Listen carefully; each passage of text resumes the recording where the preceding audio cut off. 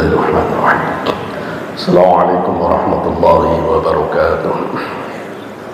Bismillahirrahmanirrahim.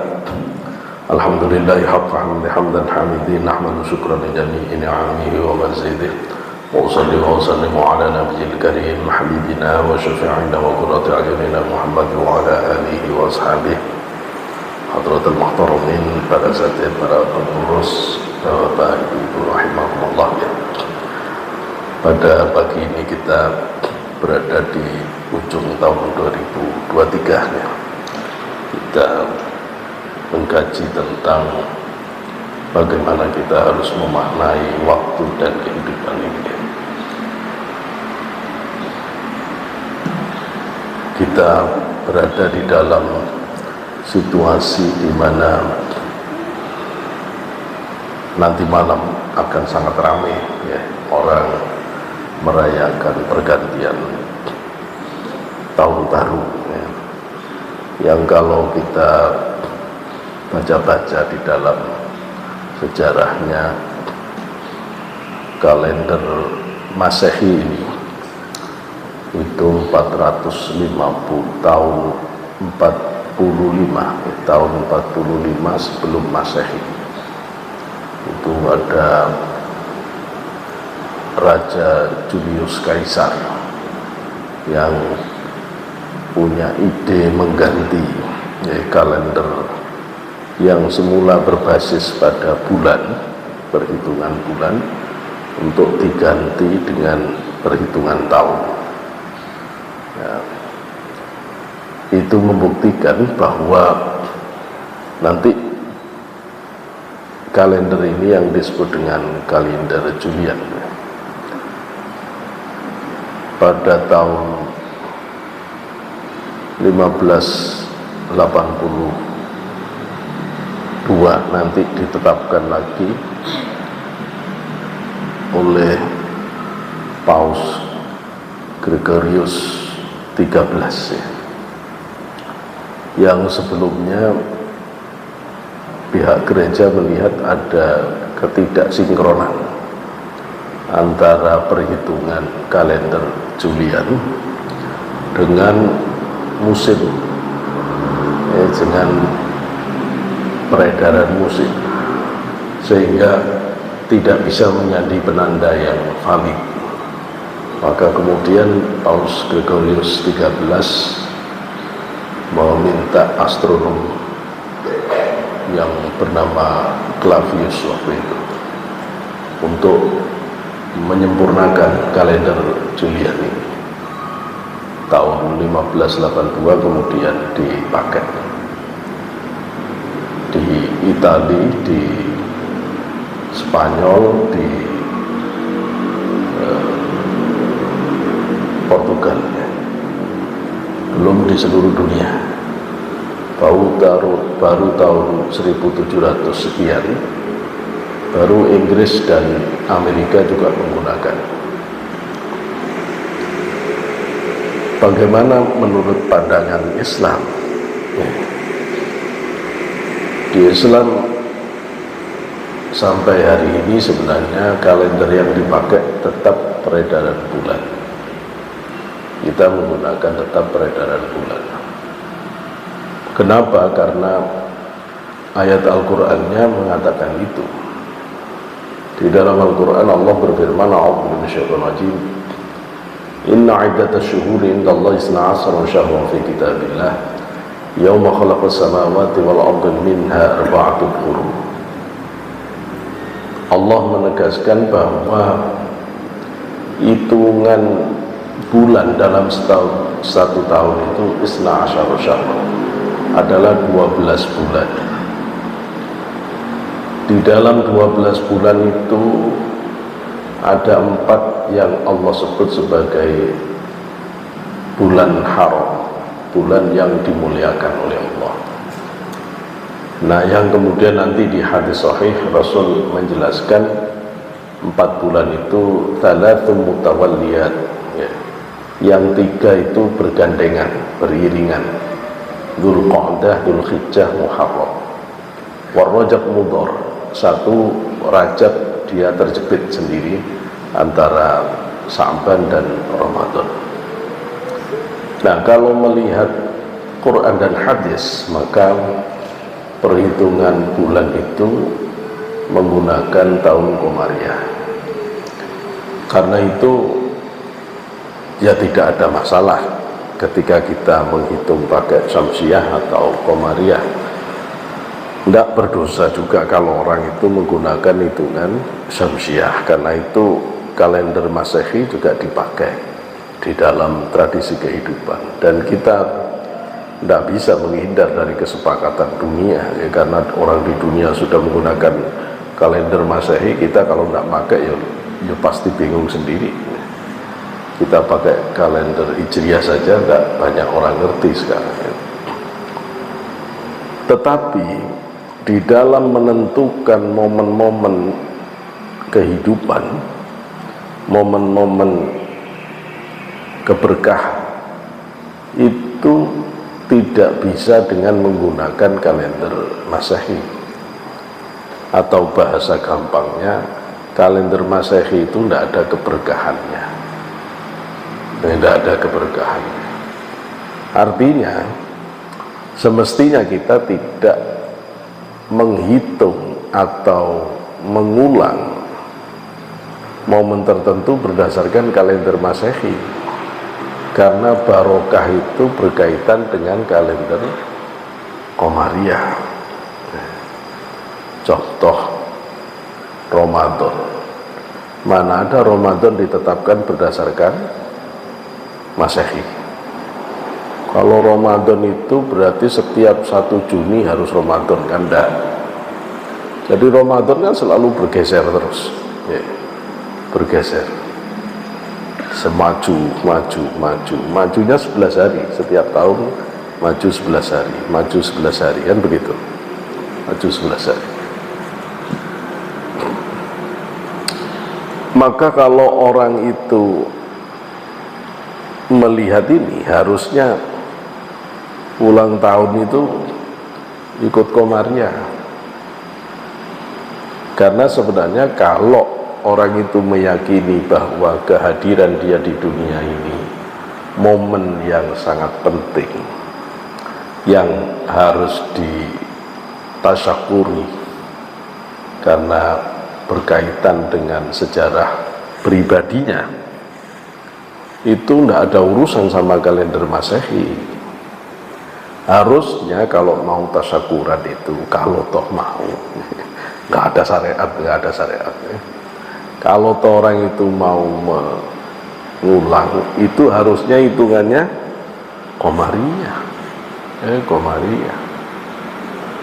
Loh, kok hitungannya jadi Masehi itu loh, Januari Februari. Itu artinya keberkahan dia secara pribadi. Kalau orang itu ulang tahun kedua saja, ya, ulang tahun kedua saja, itu sudah meleset 11 hari kalau pakai tahun Masehi. Jadi ulang tahunnya keliru.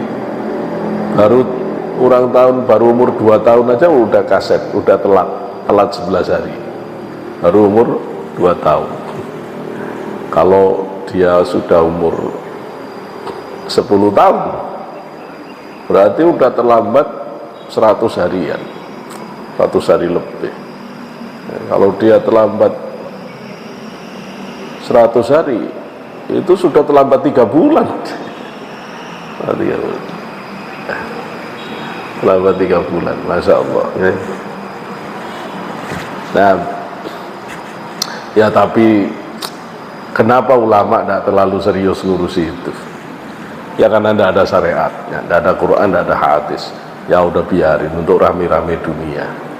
Orang mau ulang tahun pakai Masehi, orang ya, pokoknya tidak ada buruknya orang bersedekah, kumpul-kumpul keluarga. Tapi kalau orang itu meyakini bahwa hari itulah hari istimewa bagi dia, itu keliru. Bukan itu, karena tidak ada keberkahan yang diulang dengan tahun Syamsiah. Ya aslinya kalau gitu perayaan kemerdekaan Indonesia itu mestinya pakai 17 Ramadan, karena kita merdeka 17 Ramadan waktu itu ya. Kalau kita perayaan kemerdekaan 17 Ramadan kan enak ya. Tapi lagi-lagi kehidupan itu ya begini, kadang-kadang yang penting itu tidak dianggap penting, terus yang tidak penting itu dipenting-pentingkan ya. Seorang hidup itu begini. Sebenarnya nanti malam itu ada apa? Secara tasawuf, secara spiritual itu ada apa? Ya gak ada apa-apa. Nah terus kok dipestakan sak dunya, ngabisin uang banyak-banyak, ya gak tahu. Terus kenapa orang jadi bingung semuanya, terus jadi ya gak tahu. Ya itu, kita merayakan sesuatu yang tidak ada sesuatunya. Gitu ya. Kita ngabisi uang untuk sesuatu yang tidak ada maknanya. Ya sebegini ini kehidupan. Nanti kalau Februari kita lagi-lagi ada, bukan kita maksudnya ya. Kita nggak ikutan Pak ya.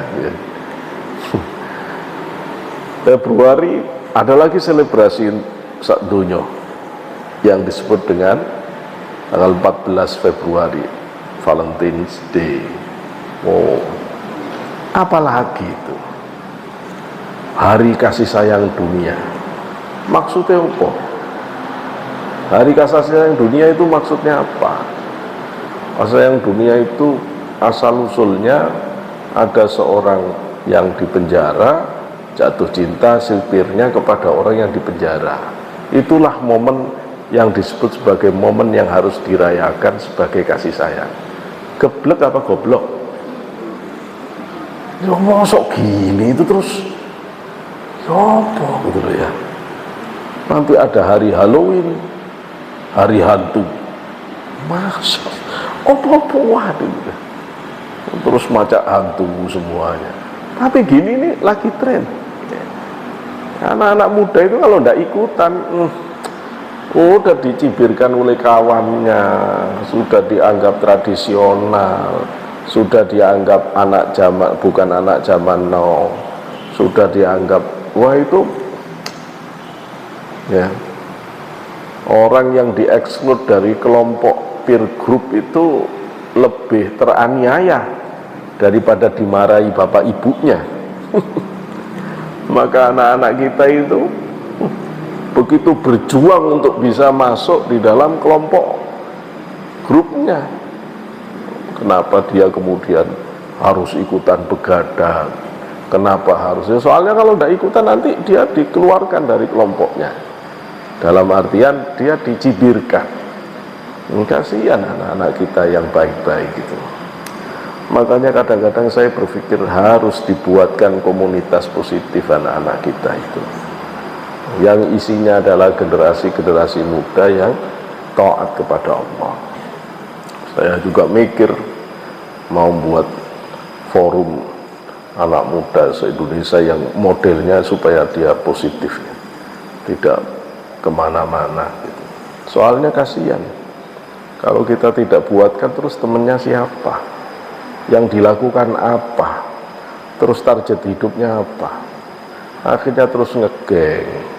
Nanti malam udah punya rencana pertama bakar jagung, setelah bakar jagung bakar apa saja di jalan. Kacau kalau begitu kan, kacau jadi begitu.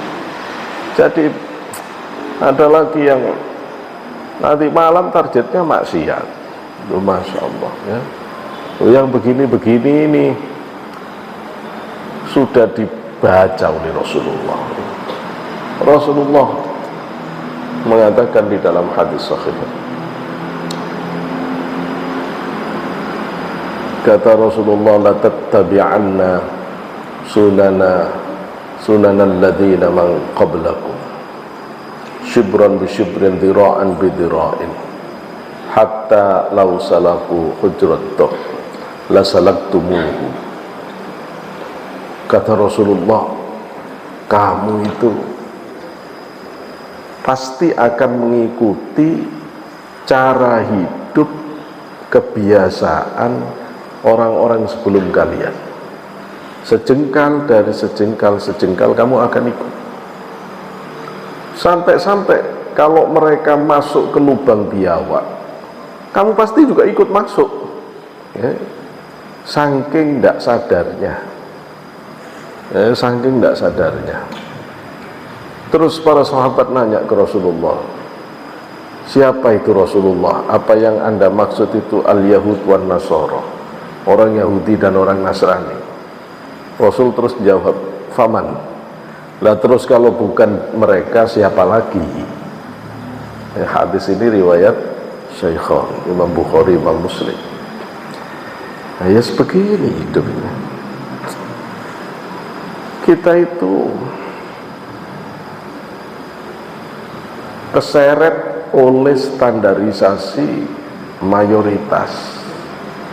Masalahnya mayoritas itu sebenarnya adalah non-muslim, sehingga yang membuat standar-standar kehidupan ini adalah mayoritas itu.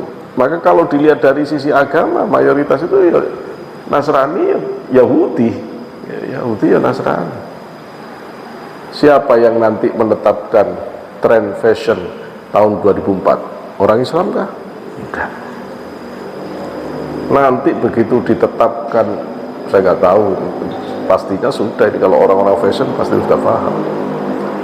Warna 2004 adalah warna emas glossy. Itu saya kira semua akan emas glossy. Gitu loh ya. Terus apa? Terus nanya, ini secara tasawufnya? Yuk ada apa-apanya. Ya, cuma sudah tidak bisa orang mengikuti. Ya, nanti trennya akan begitu. Kalau kita kemudian mau buat warna kecintaan Rasulullah adalah putih, saya tetap akan putih.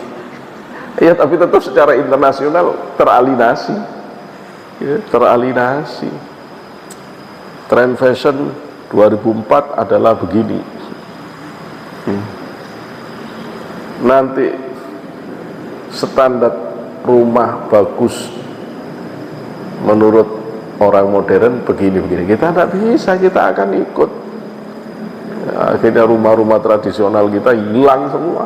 Kenapa? Karena nggak ada yang bisa membuat tren shelternya itu bukan di kita.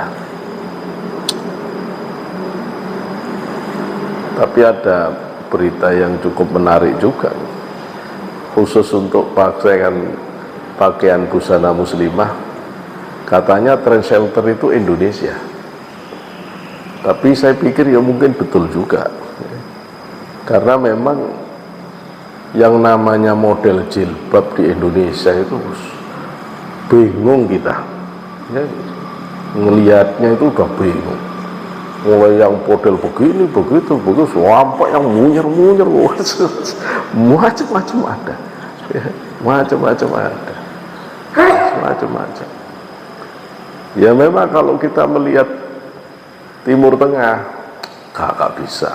Mereka itu pakaiannya cuma kayak apa, blongsong guling ya, kayak wis tidak ada modelnya, hitam, wah semuanya hitam, dah gitu.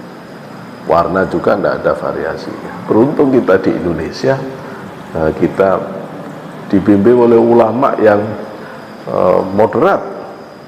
Ulamanya model di Timur Tengah sana jadi hitam terus ya. Udah hitam pakai cadar wis gak ketok apa-apa gitu loh ya. Mending kalau orangnya putih masih kelihatan gitu. Insya Allah. Jadi tren shelter secara umum itu dimiliki oleh mereka. Itu yang membuat orang Islam secara sadar atau tidak sadar teringsut gaya hidupnya, pola hidupnya, shibron bisibrin, diro'an bidiro'in ya. Sehingga orang itu nggak sadar ikut gaya hidupnya orang mereka itu tanpa mereka sadar. Anak-anak kita pakaiannya sudah ala barat ya. Bagaimana ndak ala barat, wong yang dilihat itu, yang diidolakan ya itu semuanya barat. Nyanyinya udah nyanyi barat terus ya. Filmnya yang ditonton ya barat terus. Game-game yang dimainkan sampai subuh ya barat terus. Jadi anak kita itu terjejali oleh indoktrinasi budaya melalui media budaya, medsos. Itu dengan nilai-nilai yang berada di dalam tradisi yang berkembang dari barat itu, maka sibron bisibrin keseret dia. Loh, kita teriak-teriak, jangan ke sana nak, jangan ke sana, kalah. Karena budaya barat itu seperti banjir bah. Dia akan menggerus siapa saja yang ada di sana, kecuali orang-orang yang berani minggir, tidak berada di tengah arus. Kalau ada di tengah arus, kalau tidak benar-benar kokoh pasti hanyut, pasti hanyut. Loh, ini loh yang dimaksud sebagai pertempuran budaya, clash of civilization, ghazwul fikr, ghazwul hadarah, ghazwul thaqafah, ghazwul hadarah, ghazwul thaqafah. Nah, ini yang disebut dengan pertempuran peradaban. Dan ini persoalan yang serius, tidak gampang. Gampang. Siapa yang bisa melakukan perlawanan terhadap fenomena ini? 3 orang yang bisa melakukan. Karena zaman ini digait, dipimpin, dituntun oleh 3 orang.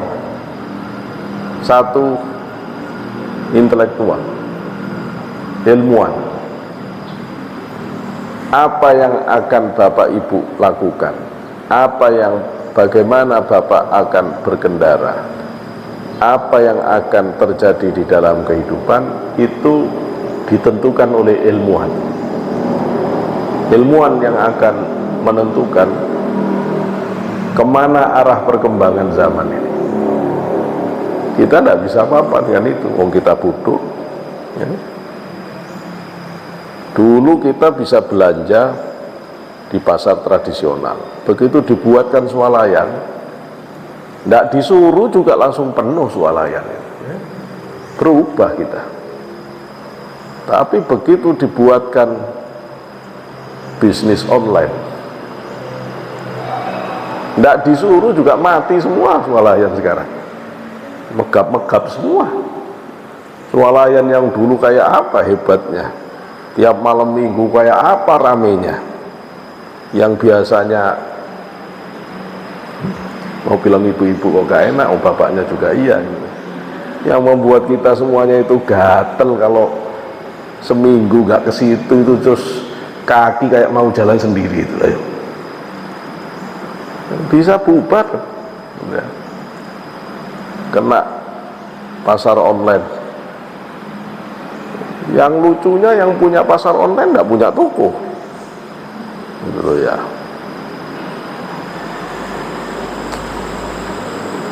Orang tinggal klik, udah datang barangnya, udah berubah. Kenapa begini?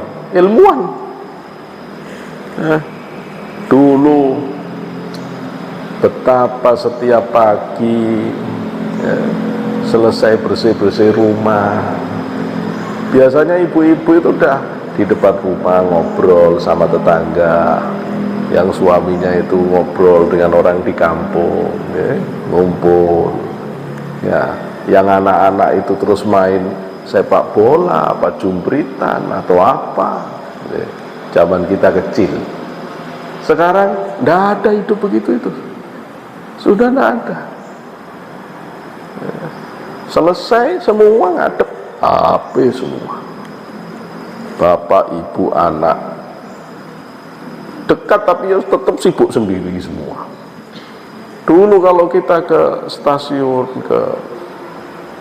rame orang yang jualan apa masih rame. Sekarang udah diem semua, main game semua, main game semua. Masya Allah. Berubah zaman dan perilaku kita berubah. Kenapa? Ilmuwan yang menggait itu. Ilmuwan itu nggak peduli. Bagi ilmuwan itu yang penting efektif, efisien. Apa yang lebih efektif, lebih efisien, itu yang akan ditempuh. Nanti baru ulama yang memberi koridor. Efektif, efisien, tapi kalau tidak benar syariah jangan diteruskan. Nah itu. Masalahnya kalau ulamanya tidak pinter sains, ya mumet, gitu loh ya. Ya repot. Yang kedua yang membimbing zaman ini adalah seniman. Ya, jangan diremehkan seniman. Ayo, begitu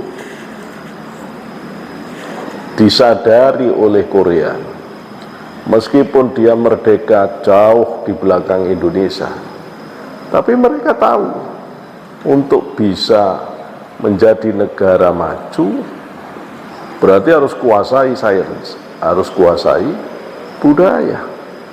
Maka dia buat Samsung, padahal dulu Nokia rajanya HP.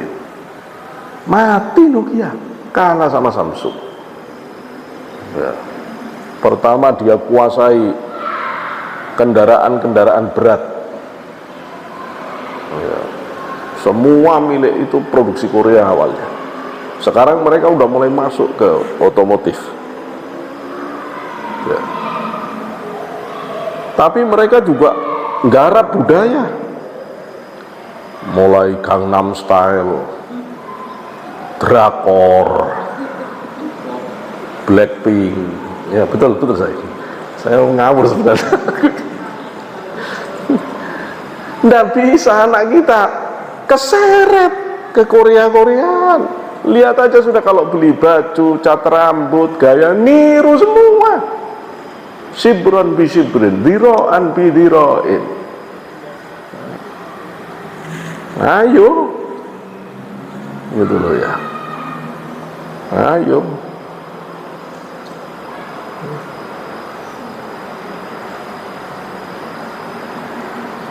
Dan ini bermain di bawah sadar, Bu. Bermain di bawah sadar. Begitu orang lihat orang-orang cantik joget-joget, nggak mungkin anak-anak muda itu nggak ketarik. Ini orang cantik-cantik, mulus-mulus, bersih-bersih, buka-buka aurat, ya seneng. Lo ini anak-anak ganteng-ganteng, bersih-bersih, joget-joget, ya seneng. Akhirnya DP-nya yo itu, di kamarnya yo itu, bayangannya yo itu, sampai ada mahasiswi gendeng gara-gara seneng ke artis Korea. Ini hak ini di perguruan tinggi. Gendeng Bu, gendeng beneran. Tahu-tahu ke Cengkareng. Kenapa ke Cengkareng? Pacar saya mau datang. Siapa itu? Artis Korea, jenenge sapa Mbuh. 3 hari tidak pulang di Cengkareng itu. Masya Allah, sampai gendeng. Sibron bi sibrin, diro'an bi diro'in. Kita kehilangan anak-anak kita.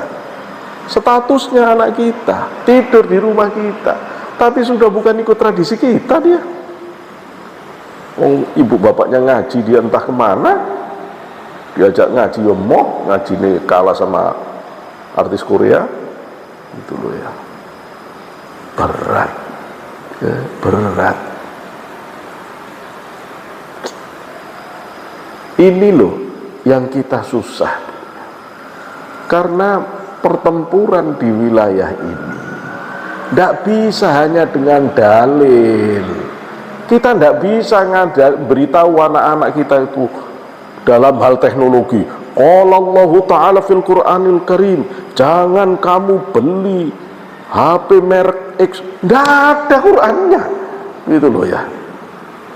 Nggak boleh kamu, ya repot. Dilarang main game, ya nggak bisa. Gamenya lebih menarik dari apapun kok, itu loh ya.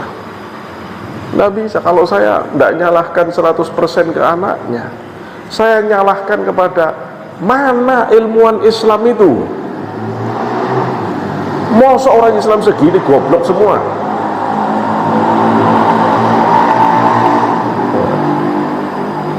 Saya itu, karena saya bukan orang teknik, saya tidak ngerti. Cuma saya mau marah terus di hati saya. Masa orang Islam itu menciptakan tempat kencing yang orang duduk tidak mercik? Gak bisa. Masa sampai sekarang kencing itu harus berdiri semua di masjid-masjid? Karena kita harus ikut desain yang dibuat oleh orang yang tidak ngerti syariat. Terus apa kerjaannya kita ini? Cuma bentrok takbir yang bener, itu tok. Persoalan khilafiyah yang sama-sama ada dalilnya, duototi terus urusan jenggot lah, urusan potong celana. Wes suka-sukamu lah, kamu seneng motong semotong, gak ya wes ben, nggak usah bentrok persoalan itu. Masih banyak garapan. Anak kita udah keseret kemana-mana, nggak ada yang mikirin. Gitu loh ya. Loh ini serius. Ya. Tapi gak ada yang mikirin, gak ada yang memberi komando. Gitu loh ya. Gak ada yang memberi komando. Saya seneng orang belajar Quran, saya seneng orang ngafalin Quran, seneng. Tapi kalau semuanya disuruh ngafalin Quran semua, TP, rumah tahfidz semuanya, ini terus jadi apa? Mau jadi kiai semua, satu kampung jadi kiai semua, terus santri ini sopo? Kiai sekampung itu ada 2 saja, bisa bentrok sudah. Satunya menghalalkan, satunya haram. Kalau kiai semua gimana?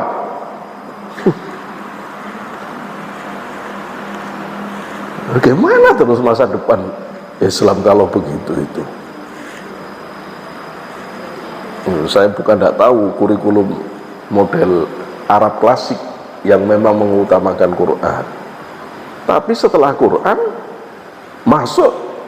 Memang di ilmu dasar dulu kalau kita pelajari di kitabnya Ibnu Khaldun Muqaddimah, Ibnu Khaldun mempetakan kurikulum pembelajaran anak-anak zaman dulu itu kalau non Arab itu pasti diselesaikan di level ibtida, Quran bahasa Arab, fokus Quran bahasa Arab. Mau tahfidz mau apa selesai tidak. Setelah itu baru pelajaran umum, program tahassusnya. Mau umum mau mendalami agama silahkan, harusnya begitu. Tapi saya melihat hendak kita itu saking euforianya ke tahfidz, semuanya ke tahfidz, tapi kemudian tahfidz tok. Setelah ngafalin nggak ngerti maknanya, nggak ngerti tafsirnya, nggak belajar ulumul Qur'annya, nggak ngerti hadisnya, itu bahaya. Bahaya karena dulu Khawarij itu hafal Quran semua, banyaknya, itu loh ya. Tapi akhirnya juga menjadi bingung sendiri dengan Quran. Maka Quran itu udah betul, orang belajar Quran udah betul. Tapi maksud saya hati-hati, jangan berhenti. Jangan berhenti, karena Sayyidina Ali mengatakan Quran itu ada zahirnya, ada batinnya, ada hadnya, ada matlaknya. Kalau mau belajar Quran, ahli Quran sekalian. Tapi kalau yang wajib dipelajari oleh semua umat Islam itu sampai zahir saja. Ya, zahir saja. Orang belajar makhorijul huruf, belajar baca, belajar tajwid, belajar qiraah, ini dohir ya, ngafalin Quran dohir masih, sampai qiraah sab'ah dohir, belum ngerti isinya Quran. Apa kelus kalau orang sudah bacanya mujawad dia tahu pesannya Quran? Tidak tahu ya, belum tahu, dia baru nyentuh dohirnya Quran. Dan celakanya orang sudah dapat dohirnya Quran, nganggapnya sudah selesai, ngajinya sudah selesai. Rata-rata kita itu kalau sudah ngaji, sudah dikoreksi dari awal sampai akhir, khatam, tasyakuran, selesai sudah, tidak ngaji Quran lagi. Kamu baru nyentuh zahir Quran, belum batinnya. Ibarat kelapa, kamu baru buka serabut luar, baru buka cangkang, belum kamu rasakan cikal itu rasanya kayak apa, apalagi santannya belum. Jadi mayoritas masyarakat Indonesia ya itu. Kadang-kadang baca juga masih ya tak, masih kelegak. Itu artinya dohir aja masih belum kena. Dohir aja belum kena. Nanti kalau sudah dibongkar secara nahwiyahnya, bagaimana sorofnya, bagaimana badeknya, bayannya, balaghahnya, itu baru ulama yang bisa melakukan itu. Nah ini tidak kewajiban semua orang sudah. Nanti ada tugas khusus, ada ulama yang harus mendalami itu, dia yang harus mengajarkan. Ulama yang ngerti inilah yang harus ngajar Quran itu, ngajar isinya Quran. Jangan orang yang nahwu sorof, badek, manek, bayan tidak paham, terus sok-sokan cuma modal bahasa Arab, buka Quran, sesat, menyesatkan, kacau balau pasti penjelasannya. Dia tidak ngerti balaghah, Quran itu balaghahnya tingkat tinggi, nggak bisa. Harus didalami itu. Tapi nanti ini program khusus sudah, apalagi sampai menemukan hukum-hukumnya level ketiga, hadnya, apalagi sampai menemukan rahasia dari setiap huruf dan kalimat di Quran, yang sampai bisa kebuka hal-hal yang bersifat sir di hadapan Allah. Itu khawasul khawas yang bisa buka. Quran itu sebegitu dahsyatnya ya. Quran itu mukjizat. Kalau cuman begitu saja, di mana mukjizatnya? Quran itu dahsyat, ya.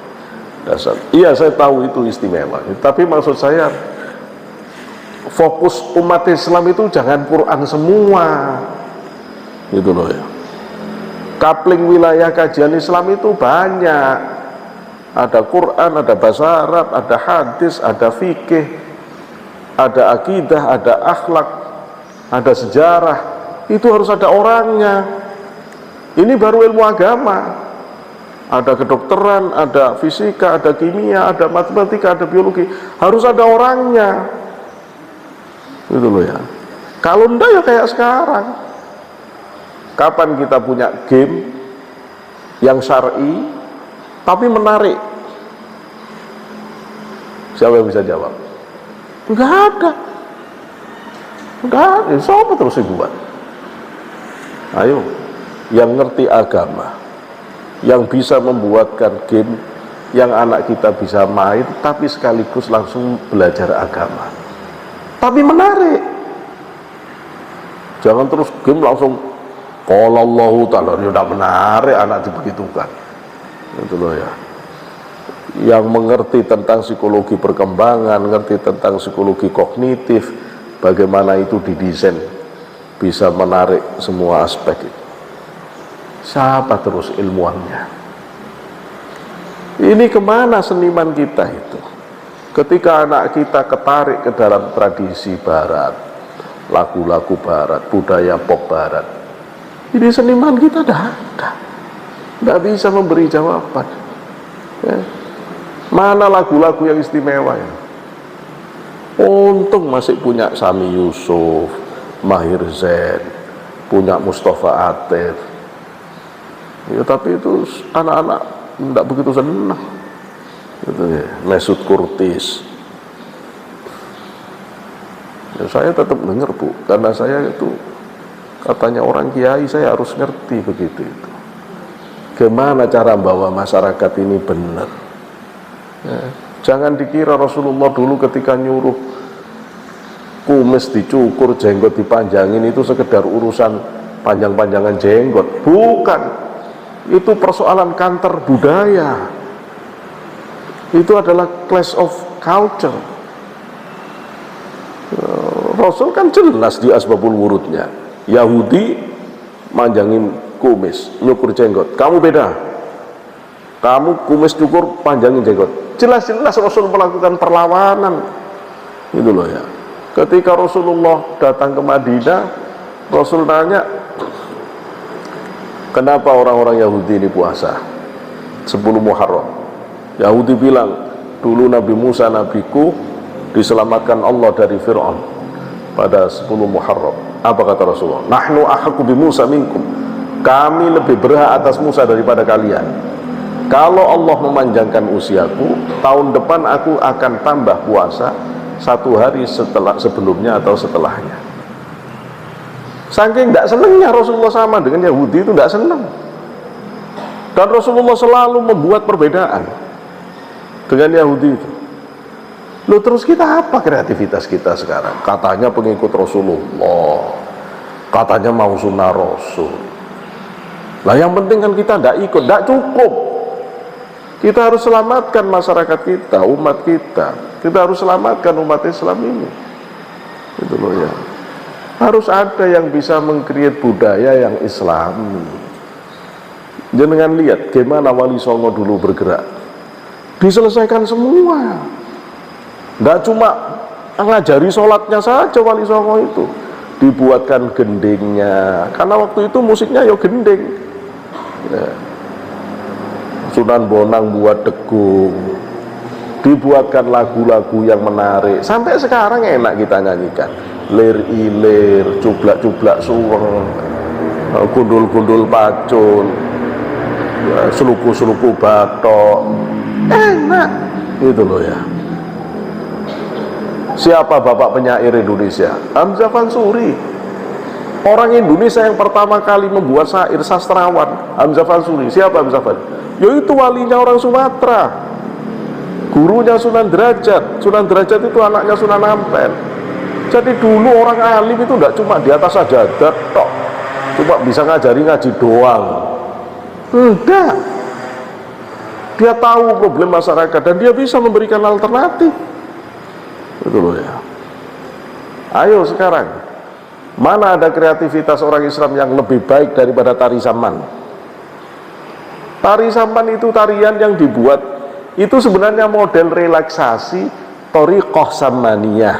Setelah zikiran la ilaha illallah, terus mereka untuk relaksasi santai-santai membuatlah gerakan bersama begitu. Loh, sekarang diikuti orang sampai dunia mengakui sebagai kreativitas yang adiluhum, yang istimewa. Yang sekarang mana? Pokoknya haram nari, haram nyanyi. Ya kamu kuat, anak-anak tidak kuat.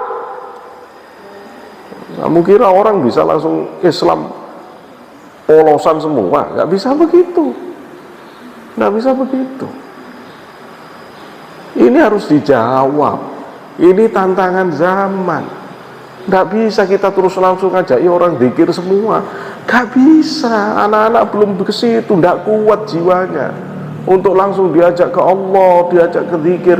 Ya bapak ibu yang sudah makan asam garam kehidupan, ngerti, bisa nolak semua pengaruh itu, bisa langsung belajar zikir. Anak-anak belum sanggup ya, belum sanggup ya. Tarikan-tarikan budaya itu sangat kuat. Mereka di dalam komunitas kehidupan yang mempengaruhi mereka beda dengan zaman kita ya.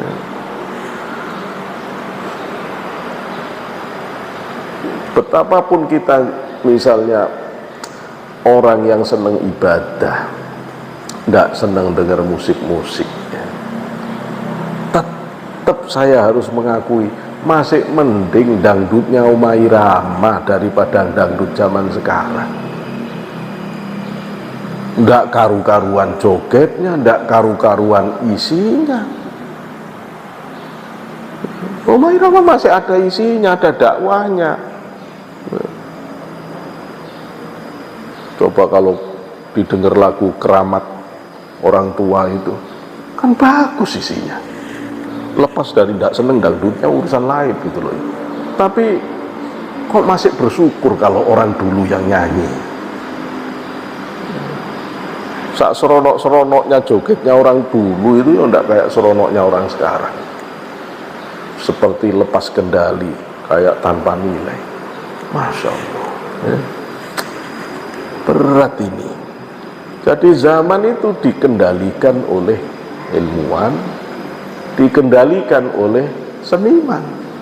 Maka harus ada anak kita yang jadi ilmuwan itu. Jangan semua mau jadikan kiai. Yang jadi kiai biar keturunannya kiai saja. Gitu loh ya. Saya tidak membatasi diri, cuma menurut saya akan repot ya. Ya walaupun itu mungkin, tapi itu sulit. Anaknya hakim sudah setengah hakim, ya. Anaknya dokter sudah setengah dokter, anaknya kiai sudah setengah kiai. Tapi kalau anaknya dokter mau nyimpang jadi kiai, itu berat. Anaknya kiai mau nyimpang jadi dokter, ya berat, gitu loh ya.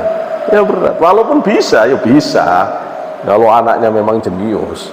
Tapi nanti kapling wilayahnya jadi berat ya.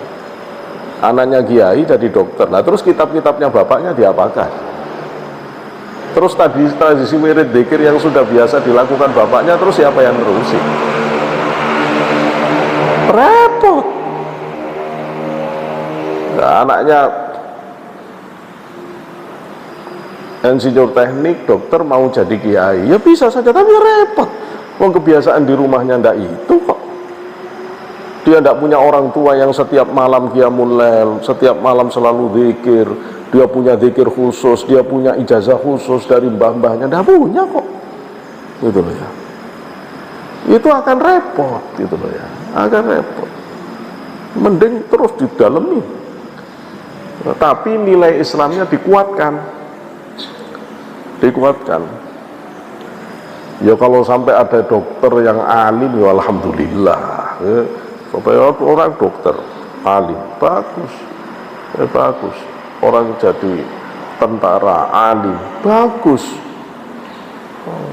Tentara Muhammad Al-Fatih dulu itu pasukan yang terbaik kata Rasulullah. Rasul kan sudah mengatakan Konstantinopel akan dikalahkan oleh orang yang terbaik dan pasukan Islam yang terbaik. Ternyata kalau kita baca pasukan Muhammad Al-Fatih itu gurunya seorang sufi, seorang waliullah. Semua pasukannya itu ahli qiyamul lail, tidak cuma sholat 5 waktu. Pasukannya kalau sholat jamaah, ahli sholat malam. Sekarang tentara di mana yang selalu sholat malam, selalu sholat jamaah? Repot dong, kiainya aja jarang-jarang, apalagi tentara. Repot kalau begini. Ya, repot. Ya, ini kehidupan yang kita hadapi. Saya mengatakan ini untuk membuka kesadaran kita ya, kita berada di zaman yang tidak mudah, sehingga ngajari anak-anak balik kepada Allah itu tidak gampang. Bahkan orang yang sudah balik ke Allah saja kadang-kadang bosen, karena kenikmatan berada di majelis-majelisnya Allah itu kalah dengan glamoritas di luar ya. Itu ruwet memang hidup ini, ruwet. Maka melihat peralihan tahun baru itu kalau mau dilihat lebih dalam ada persoalan begitu. Tapi ya gak apa-apa, orang kumpul ya selama diniatkan kebaikan saja ya. Tetapi menurut saya kita setiap berganti waktu, berganti hari, semestinya kita selalu ingat ayat surat Al-Quran, surat Al-Asr, wal asri innal insana lafi husrin illa alladzina amanu wa amilus solihati wa tawasaw bil haqqi wa tawasaw bis sabr. Allah bersumpah demi waktu, demi masa. Allah itu kalau bersumpah, kata para ulama, pasti yang dipakai sumpah Allah itu ada sesuatu yang sangat penting. Kalau sampai Allah bersumpah demi waktu, waktu itu penting. Kita ini hidup ini ujian. Jatah hidup kita itu umur kita itu berada di rentang waktu, di mana detik dari umur kehidupan kita itu adalah napas. Setiap jenengan napas itu detik dari menuju ke titik akhir dari batas waktu yang diberikan umur. Napas keluar itu ngabisin umur. Kalau ndak mau umurnya cepet habis, ya napasnya jangan dikeluarin, ya tetap tambah mati Pak. Nggak bisa, napas ini sudah. Makanya para aulia Tidak mau napas itu keluar tanpa disertai kesadaran ketuhanan. Setiap napas keluar Allah, setiap napas keluar Allah, ditanggung jawabi. Setiap napas keluar itu ditebus dengan Allah, Allah. Karena jenengan repot ngontrol napas keluar itu repot, dihitung oleh ulama. Kira-kira berapa kali napas keluar sehari semalam itu? 24.000. Makanya orang kholwatan terus disuruh dikira 24.000 itu ya gara-gara dihitung, ditebus, setiap napas ditebus. Ya, sampai segitunya orang dulu itu syukur dan tanggung jawab kepada Allah. Ya, orang sekarang jangankan ngurusin napas, ngurusi sholat yang 5 kali sehari aja udah belepotan, ya, udah bingung. Ya. Orang dulu begitu. Innal insana lafi husrin, sesungguhnya manusia itu di dalam kerugian. Illal ladzina amanu, kecuali orang yang iman wa amilus sholih.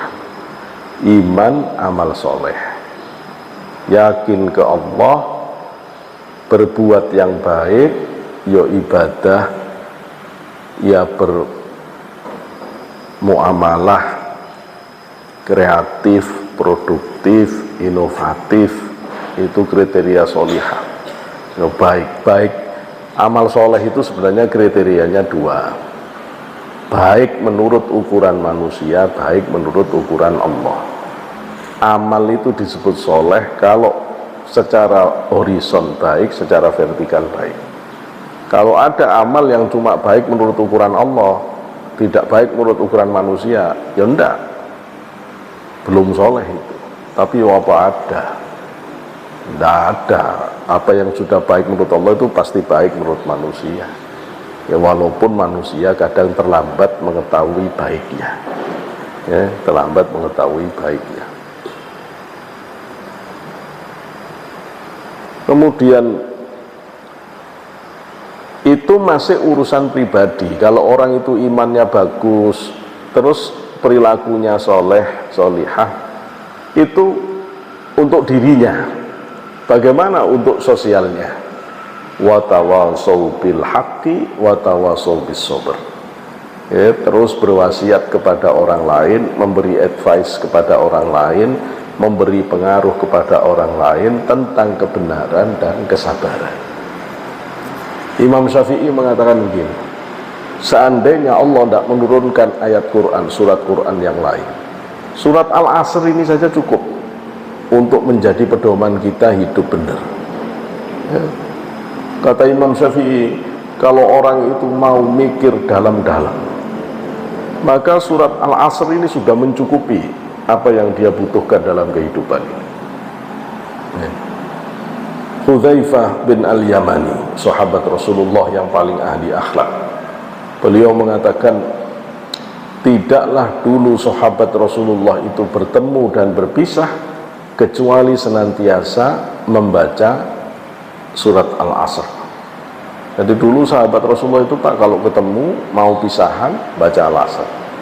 Oh, itu rahasianya kenapa kalau ustadz-ustadz kita ngajar, nanti kalau sudah nutup pelajaran yang terakhir bareng-bareng baca wal asri innal insana, yaitu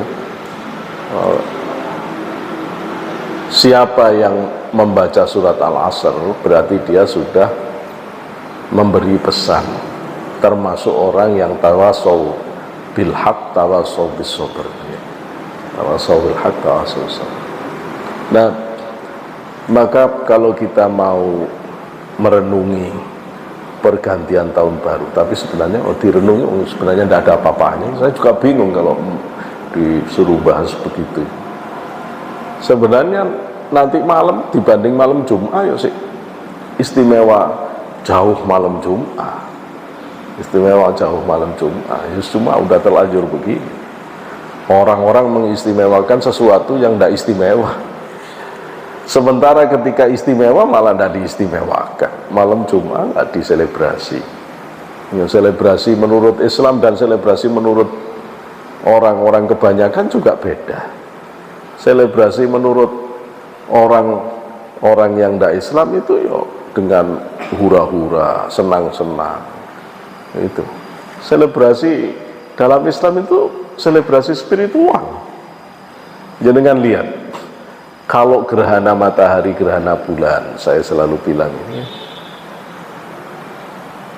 orang-orang itu kalau gerhana matahari, gerhana bulan, ribut ngelihat bulannya, ribut ngelihat mataharinya, ya, sampai gerhana matahari itu benar-benar diamati, diteliti. Ya kalau orang astronomi silakan.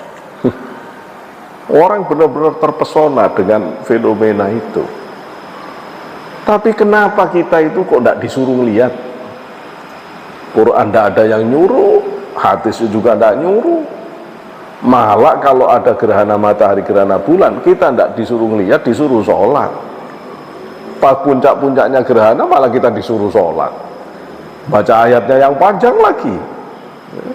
Kira-kira begitu selesai khutbah, selesai gerhana, lihat kita.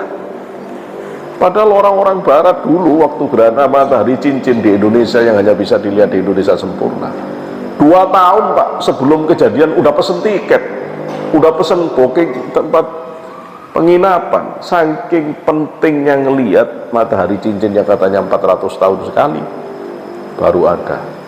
Loh, kalau kita tidak disuruh lihat, apa sebenarnya? Kita ini makhluk ruhani yang dididik oleh Allah dan Rasulnya untuk kembali pada fitrah ruhaniyahnya.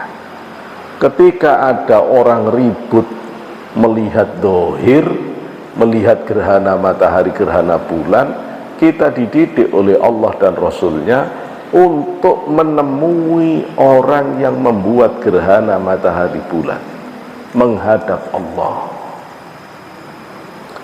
Ya makanya kalau misalnya nanti orang hura-hura nggak jelas, ya wis dengan belajar untuk lebih dalam merasakan kehadiran Allah. Kalau nggak bisa ya wis tidur aja, nggak usah ikut-ikutan rame-rame. Ya paling ngelihat ya ngelihat aja. Saya kalau ngelihat juga sambil mikir, bikin tek piro, beli begini-begini. Terus dardor, nggak taunya anaknya bingung beli susu. Dardor ternyata bayar sekolah belum lunas. Saya ruwet orang-orang ini. Ya, Masya Allah. Ya, tetapi ini sudah susah dihindari kehidupan begini ini Bapak Ibu. Tapi kita harus menggait anak kita untuk punya iman yang kuat, untuk ngerti siapa dia. Dia itu orang yang beriman, harus punya jati diri seorang muslim-muslimah yang kuat, harus ngerti komunitas muslim-muslimahnya siapa, harus tahu apa tugas hidup di dunia ini, mau kemana dia setelah ini, bagaimana dia harus bertahan dari gempuran fenomena yang seperti ini, harus punya arah, tidak boleh terombang-ambing dengan berbagai. Dan itu semuanya tidak bisa terjadi kecuali kita dampingi terus dia. Ya, anak kita itu seperti tanaman. Ya. Dia kalau masih remaja itu ya kayak tanaman masih baru tumbuh. Angin sangat hebat, kadang badai, kadang hujan. Itu harus terus ditahan dulu, ya, ditopang dulu. Nanti kalau sudah tiba waktunya dia kokoh, baru dia bisa dilepas, baru dilepas. Nah ini yang tugas berat bagi orang tua, mendampingi anak-anak di usia remaja dalam konteks kehidupan yang cukup berat hari ini. Yang paling penting dari semuanya, setelah kita usaha dohir, mendekatkan anak-anak pada komunitas yang baik, memberikan pendidikan yang baik, mengenalkan dengan lingkungan keagamaan yang baik, dengan guru-guru ngaji yang baik, maka yang lebih penting lagi, jangan pernah dilepaskan dengan doa-doa kita. Anak kita harus terus kita backup, kita pupuk dengan doa-doa kita. Bapak Ibu yang sudah semakin sepuh, apalagi yang sudah pensiun, itu sudah waktunya kita menjadi pensupport doa untuk anak-anak kita semuanya. Ya, dia waktunya mencari kehidupan, mungkin waktunya tidak banyak untuk ibadah. Biar kita yang banyak ibadah, supaya anak kita tetap lurus di jalan Allah, supaya tidak keliru. Ibarat tim sepak bola, kita penjaga gawangnya, anak kita lagi main sebagai striker, jadi gelandang. Ya, kalau dia lagi seru-serunya, jangan disuruh banyak berhenti. Ya, tidak mungkin ya, dia sedang dalam posisi itu. Maka memerankan kehidupan ini, orang harus tahu perannya masing-masing ya. Jangan semua orang disuruh banyak sholat, banyak wirid, banyak ngaji. Tidak semua orang begitu. Orang itu kata Imam Ghazali ada 6 macam ya. Yang pertama, al-alim, orang yang alim, ulama ya, guru, dosen.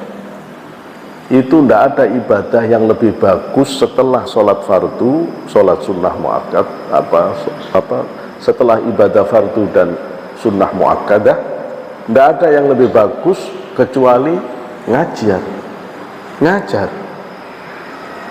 Jadi kalau ada kiai kebanyakan sholat, itu tidak benar.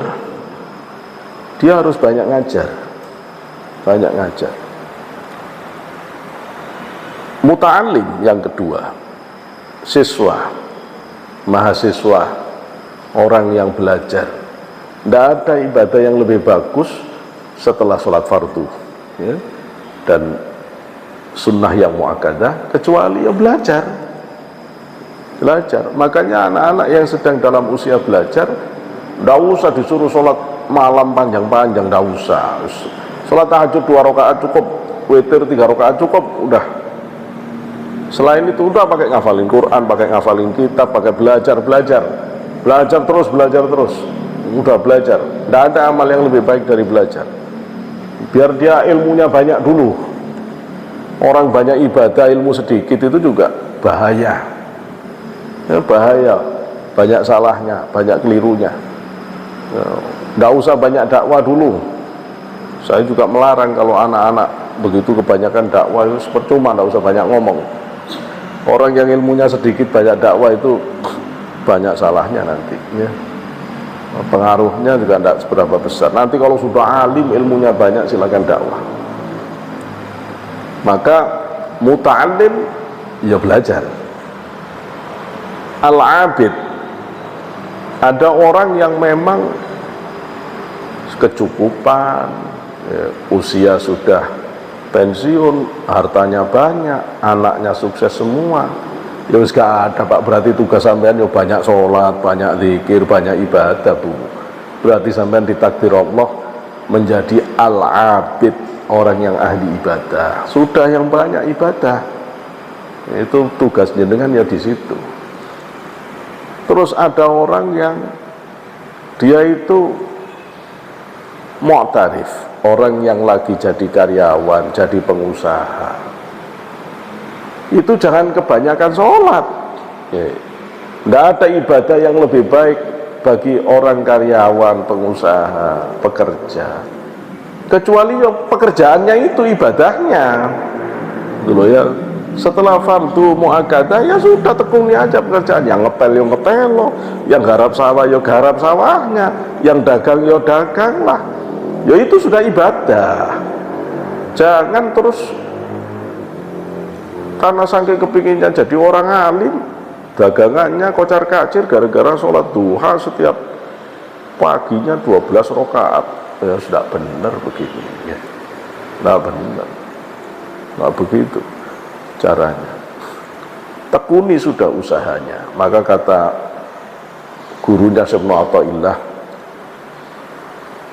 Abul Abbas Al-Mursi, hendaklah kamu itu menjadikan alat jahitmu itu tasbihmu. Hendaklah kamu menjadikan kampak yang kamu pakai untuk memecahkan kayu bagi tukang kayu itu tasbihmu. Hendaklah kamu jadikan timbangan bagi orang yang kerja di pasar, itu jadikan tasbihmu. Apa maksudnya? jadikan semua usaha yang kamu tekuni itu sebagai sarana ibadah untuk mendapatkan keridhaan Allah. Itu. Jadi ibadah itu tidak harus pegang tasbih terus. Ya, usaha juga, bekerja juga, itu bagian dari ibadah. Kemudian yang berikutnya udah gak kehitung. Alwal, pemimpin. Ya, pemimpin, direktur, ketua, gubernur, dan seterusnya. Pemimpin itu ibadahnya adalah mikir, melahirkan kebijakan yang bisa memakmurkan orang yang dipimpin. Itu ibadahnya. Jadi orang yang jadi pimpinan, jadi direktur, itu jangan kebanyakan sholat duha, jangan kebanyakan zikiran. Ibadahmu itu memikirkan, buat konsep, membuat perencanaan, membuat program, apa yang paling bagus yang bisa mensejahterakan orang-orang yang kita pimpin. Itu ibadah. Itu ibadah. Ya. Itu ibadahnya pimpinan. Jadi tidak usah susah. Aku tidak kuat puasa sunnah. Tidak, pemimpin tidak puasa sunnah ibadahnya. Nah, tidak ibadah sunnah, tidak apa-apa, jenengan makan juga tidak apa-apa. Tapi pikirannya jalan, ngelihat begini, oh ini harusnya dibedah, ini harusnya begini, ini harusnya begini. Nanti ajukan proposal ke sana, nanti harus begini, kamu harus begini. Sehingga semua orang berdaya, makmur di bawah kepemimpinan jenengan. Itu ibadahnya pemimpin itu yang nanti bisa dapat naungan Allah. Itu, ya itu yang hebat itu, imamun adil. Itu nomor 1 besok. Yang terakhir itu adalah al-mustaghriq billah, orang yang sudah wusul sampai ke hadirat Allah. Para aulia ilah itu tidak punya tugas lain yang lebih mulia dari sholat fardu dan ibadah fardu dan sunnah muakkadah, kecuali terus jaga hatinya tidak boleh putus dari Allah walaupun sekejap mata. Ya, putus sesaat, Allah pasti ikat orang itu dengan setan. Ya, supaya dia tobat. Karena itu gurunya Syekh Mu'ata'illah tadi, Abul Abbas Al-Mursi, mengatakan seandainya sehari saja Rasulullah tidak tampak di hadapanku, Rasulullah tidak membersamai aku, maka aku tidak lagi menyebut diriku orang yang beriman, bukan orang Islam, karena batinnya terus kontak dengan Rasulullah Muhammad SAW. Saya kira itu yang harus kita lakukan untuk mengoptimalkan waktu kita dengan berbagai ibadah yang sudah dijelaskan oleh Imam Ghazali dalam kitab Ihya Ulumuddin tadi. Ini yang bisa saya sampaikan. Kalau ada hal yang mau ditanyakan, mungkin ada sedikit waktu, dipersilahkan. Wassalamualaikum warahmatullahi wabarakatuh. Waalaikumsalam warahmatullahi wabarakatuh. Terima kasih Pak Jaya atas materinya. Kami buka sesi tanya jawab, mungkin 1 atau 2.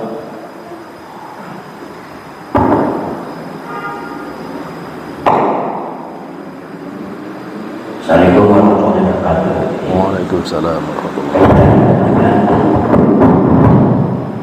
Kita pernah kemarin kejadian saya agak sedih, kaget. Seorang pemimpin wakil presiden dan statusnya kiai mengucapkan selamat Natal. Nah ini kalau kita kaitan dengan surga al-Baqiyun, ya ini kayaknya kita gimana sebagai rakyat mayoritas ya orang Islam, dia berani mengucapkan itu, dan dia sebagai panutan umat Islam di Indonesia. Kita bagaimana menyikapi hal seperti ini? Itu saja, mungkin mohon maaf. Assalamualaikum warahmatullahi wabarakatuh. Assalamualaikum warahmatullahi wabarakatuh. Sampun. Ini tak perlu. Oh iya. Assalamualaikum warahmatullahi wabarakatuh. Assalamualaikum warahmatullahi wabarakatuh. Bapak Kiai, mohon maaf terkait dengan arus globalisasi dan sekaligus arus budaya yang sangat luar biasa yang berpengaruh kepada generasi muda. Barangkali mungkin perlu arahan sekaligus barangkali bagaimana kami harus memberikan arahan kepada putra-putri kami khususnya terkait dengan yang Pak Kiai tadi sampaikan bahwa kita tidak mungkin pada saat ini lepas dengan arus budaya yang ada. Sementara di sisi lain kita tidak punya teknologi atau barangkali informasi yang islami seperti itu. Terima kasih. Assalamualaikum warahmatullahi wabarakatuh. Mungkin satu lagi kita tampung yang ketiga. Bismillahirrahmanirrahim. Assalamualaikum. Assalamualaikum warahmatullahi wabarakatuh. Tadi terlintas Pak Kiai tentang kurikulum. Kebetulan saya juga berkecimpung di pendidikan. Jadi kalau melihat perbandingan pendidikan secara umum dengan pendidikan secara Islami, kira-kira titik temunya di mana yang kira-kira tidak hanya Islam yang tadi bis Pancasila juga Marxis, yang kita inginkan itu Islam Pancasila Islam gitu. Apakah komitmen atau statement saya juga benar gitu Pak? Saya rasa terima kasih. Assalamualaikum warahmatullahi wabarakatuh. Ya. Terima kasih Bapak ya. Saya pikir ibu-ibu mau nanya juga gitu. Jamnya habis. Pertama tentang mengucapkan selamat Natal. Begini, Kiai itu tidak pernah ngawur Pak ya. Dan Kiai itu kalau melakukan sesuatu sudah pasti ada dalil, ada hujah. Sehingga kalau sudah Kiai yang melakukan, jangan disoal. Kalau tidak cocok ya silahkan, tidak apa-apa. Tapi jangan minteri Kiai habisnya dengan Kiai Ma'ruf itu bukan Kiai main-main, itu Kiai beneran, Kiai beneran dan alim beneran, jago fikih beneran. Kalau dia melakukan itu memang ada dasar. Jadi fatwa tentang mengucapkan Natal itu ada dua ya. Ada yang membolehkan, ada yang mengharamkan gitu ya. Yang mengharamkan saya tidak usah bahas ya, itu udah Bapak udah tahu dah, terutama kelompok-kelompok sebelah itu paling kenceng udah urusan begini ini haram.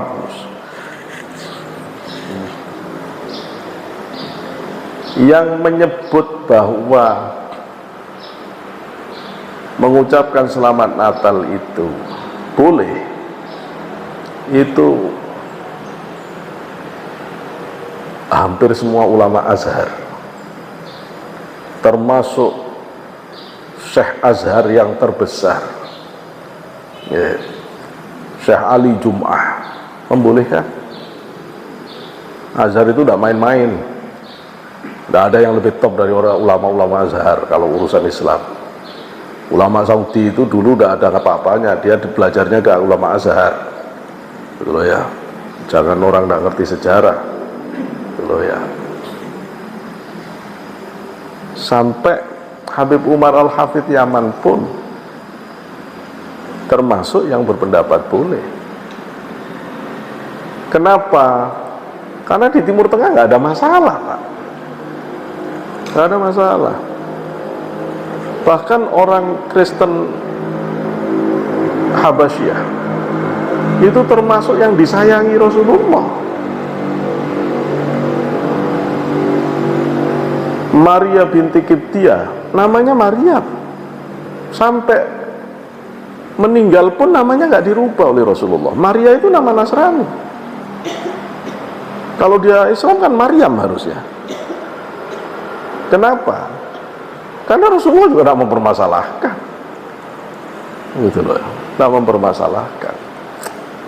Saya tidak bahas dalam-dalam, karena kalau dalam lama. Cuma saya mau menunjukkan argumennya. Yang melarang intinya menganggap mengucapkan Natal itu bagian dari mensupport ibadah. Natal, mengucapkan Natal itu berarti membenarkan agama Nasrani, kira-kira begitulah. Loh, cuma pertanyaannya itu, kok bisa mengucapkan selamat Natal berarti membenarkan akidah Nasrani? Itu kalau dipikir ya, apa iya? Itu loh ya, apa iya?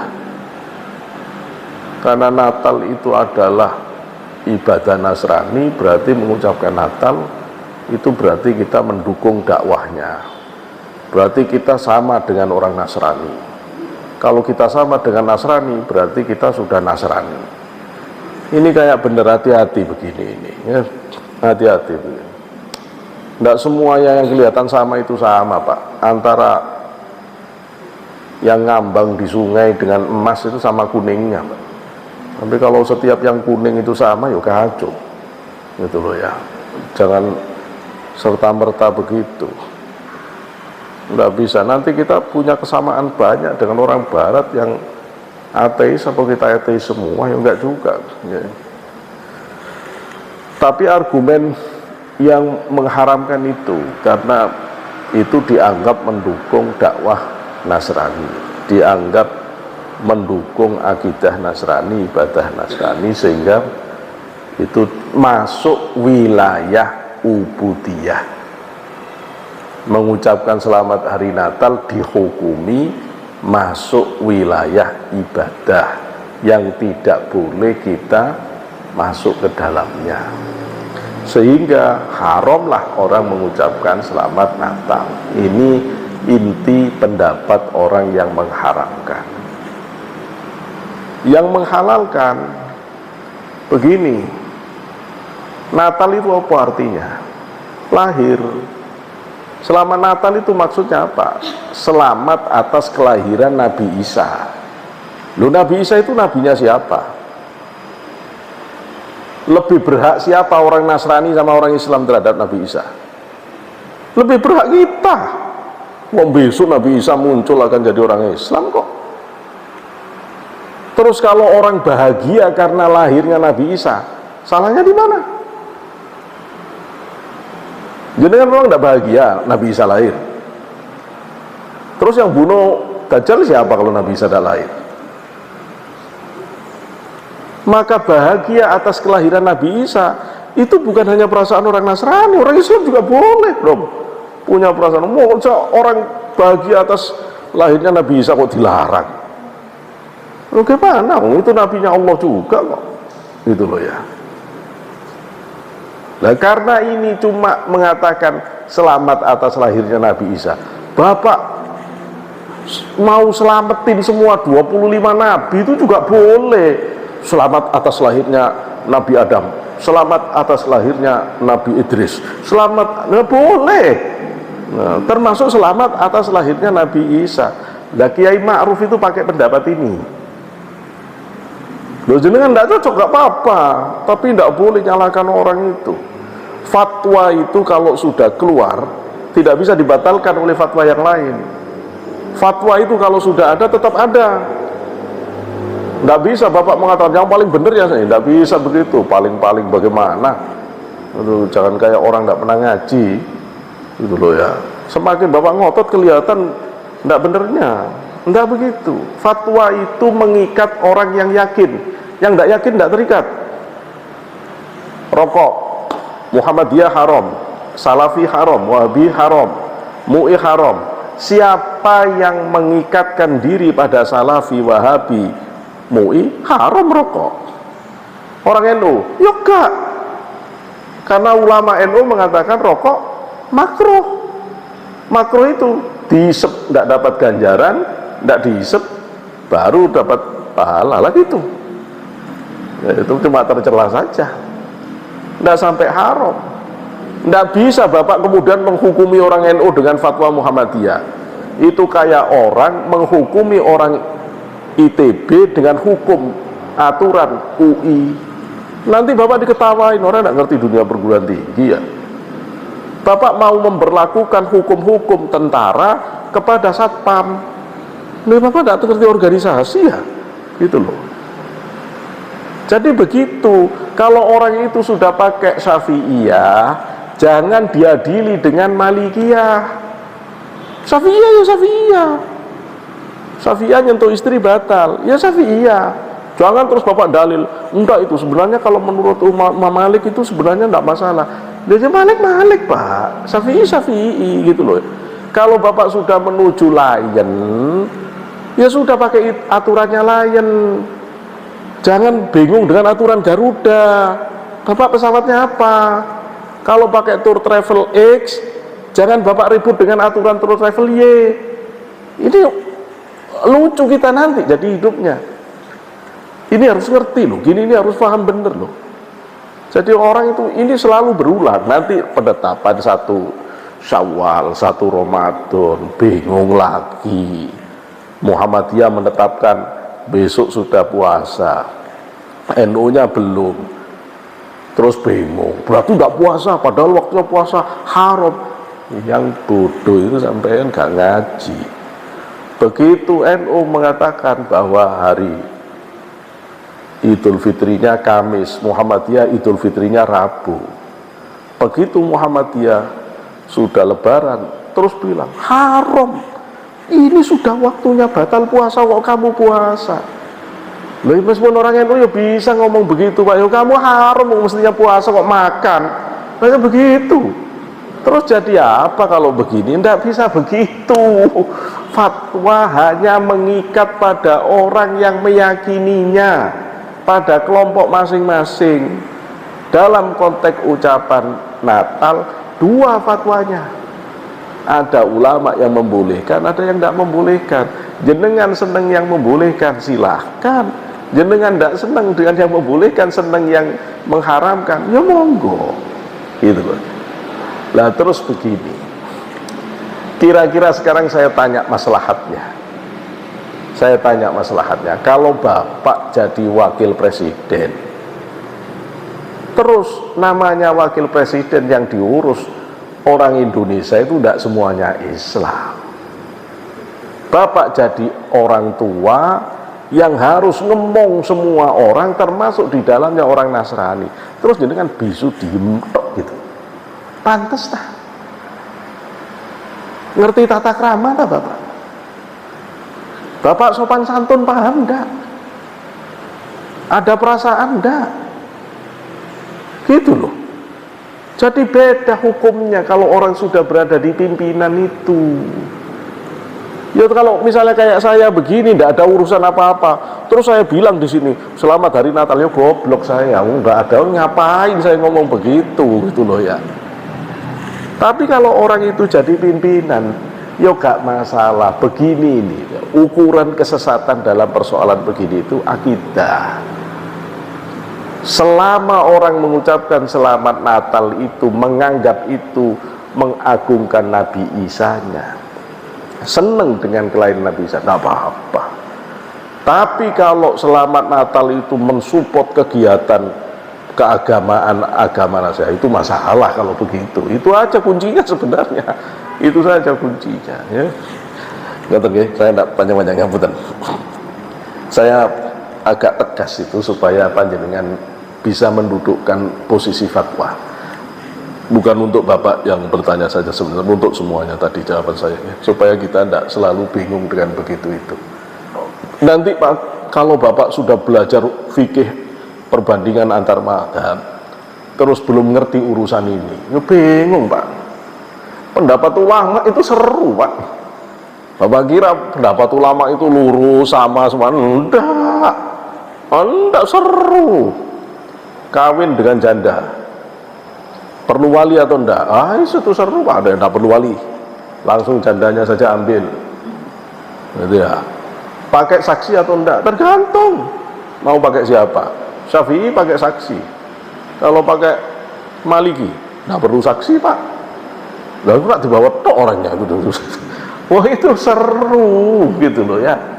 Nah, nanti kalau sudah urusan begini ini, wah jangankan antar madhab ya. Di dalam madhab sendiri kalau orang sudah dalam kajiannya, itu belum tentu sama kok. Imam Syafi'i dengan ulama Syafi'iyah itu bisa beda kok.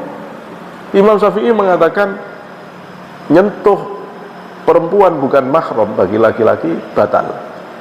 Tapi kalau Bapak baca kitabnya Imam Nawawi, Al-Idhah fi Manasikil Haji wal Umrah, dalam keadaan terpaksa haji umroh, kesentuh perempuan yang bukan mahram tidak batal.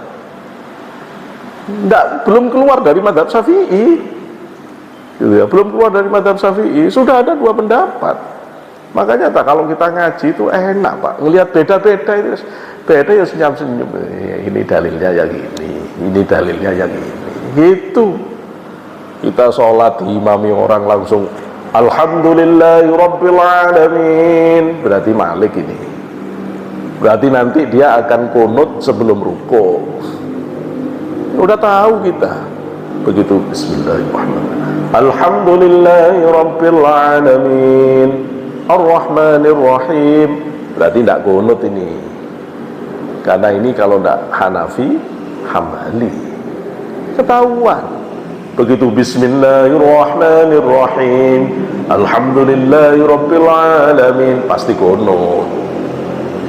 Tapi saya kadang ketemu imam itu Bismillahirrahmanirrahim tidak kunut, bingung saya, iki imam apa ini? Itu loh ya, ini mazhab apa ini? Loh ini orang kalau tidak ngerti muqaranah madzhab itu, perbandingan antar mazhab ya begitu, bingung terus. Tahu usah Bapak saya dulu juga begitu ya, saya dulu juga begitu. Waktu saya ngertinya cuma Syafi'iyah, kalau ngelihat orang yang tidak Syafi'iyah itu kayaknya udah tidak Islam, padahal ya Islam. Berhenti perasaan begitu, itu tidak benar. Orang itu kalau masih Islam baca syahadat, dia keluarga kita. Beda mazhab tidak masalah. Masa ibu gara-gara ada di kepolisian terus kalau ngelihat tentara langsung benci, tidak ridho?